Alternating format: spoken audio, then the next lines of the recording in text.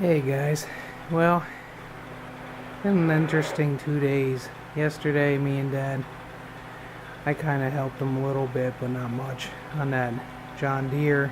We didn't ever messed with this yet. So, he was gonna take the engine out of it, and yesterday he had an accident.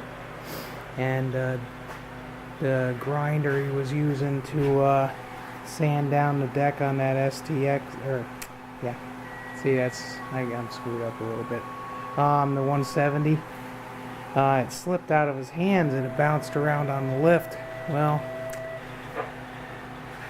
never underestimate the power of a grinder, and never underestimate the power of hydraulics.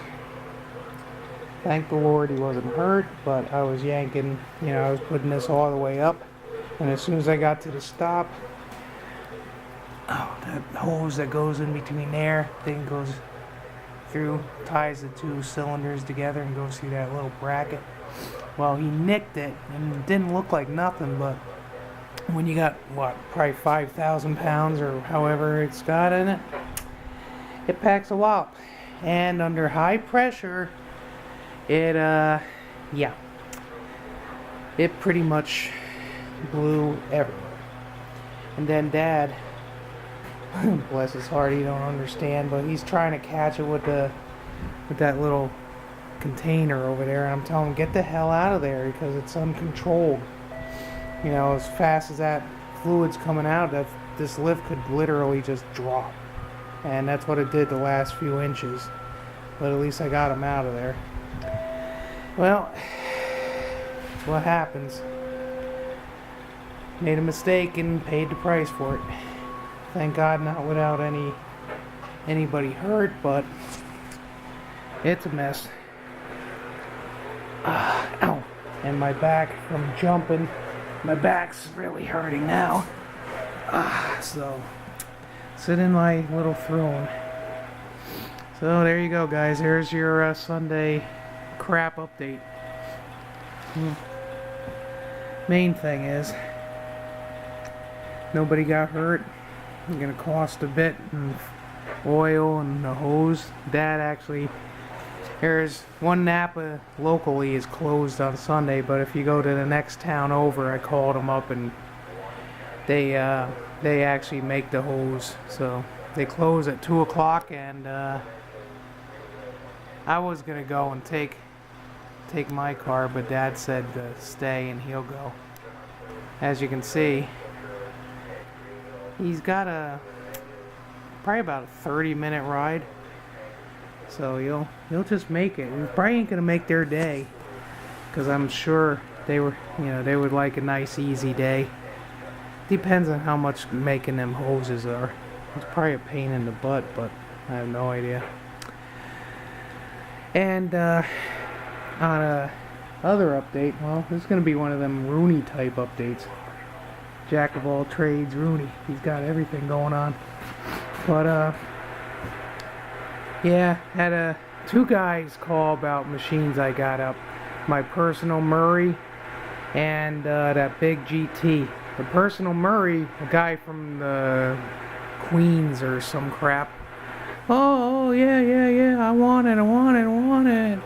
I can't get there until Friday, blah blah blah blah blah. Mr. Nice Guy I am, I took the ad down. And Friday comes, nothing. Alright. So I call him. Oh, I'm coming. I'll come Saturday. And he's got a real thick accent, so I can't understand him too good.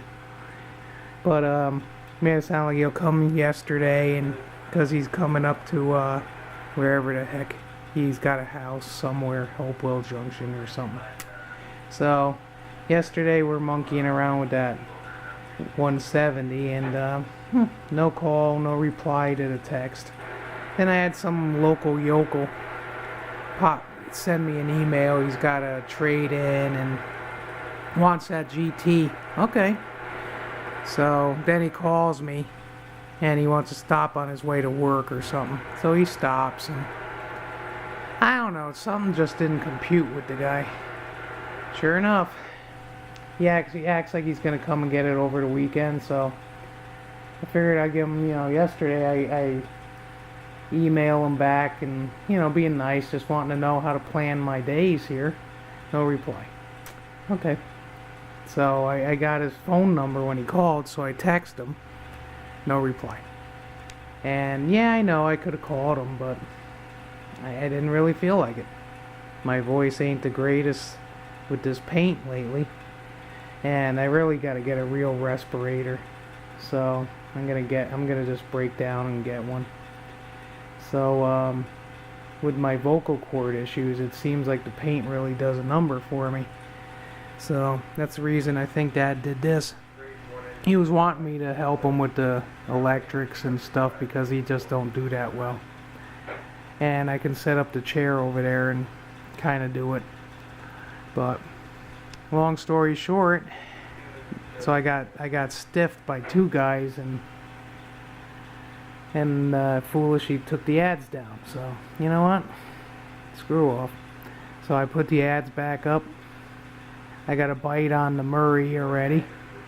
And he can't come today, so not until late, so maybe he'll show up, maybe not. Then I got a bite on one of the red, ow, the red Craftsman, like, ironically, like this thing. So I got him out of the shed. It was like 8 degrees this morning. So the red one cranked very slowly, so brought it in while we were gone.